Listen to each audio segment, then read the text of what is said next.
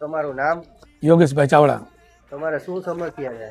સમસ્યા સાહેબ આ ભૂગર્ભ ગટર વાળા લોકો અહીંયા કામગીરી કરવા આવ્યા એ પ્લસ આપણે એને કીધેલું કે ભાઈ આ ગટર છે કે ઉપરથી કારખાનાના પાણી આવે ભૂગર્ભ ગટરમાં તમારે નહીં અમાય બરોબર, તો આ લોકોએ કારખાનાના જોઈન્ટ ભૂગર્ભ ગટરમાં દીધા પ્લસ 7-8 દિવસ થયા એમને એમ કામ અધૂરું મેલીને વયા ગયા. અમે 2 ફેરો જાણ કરી કોન્ટ્રાક્ટરને કે ભાઈ તમે આવો.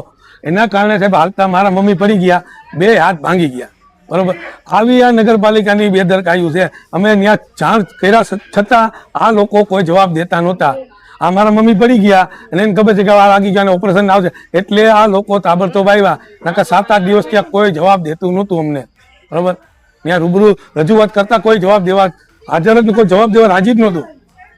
એ કે અમારે 7-8 નાકા એક આવ્યો ત્યારે અમે કામ કરીએ એવો અમને જવાબ આ લોકો આપતા હતા. તમારી માંગ શું છે?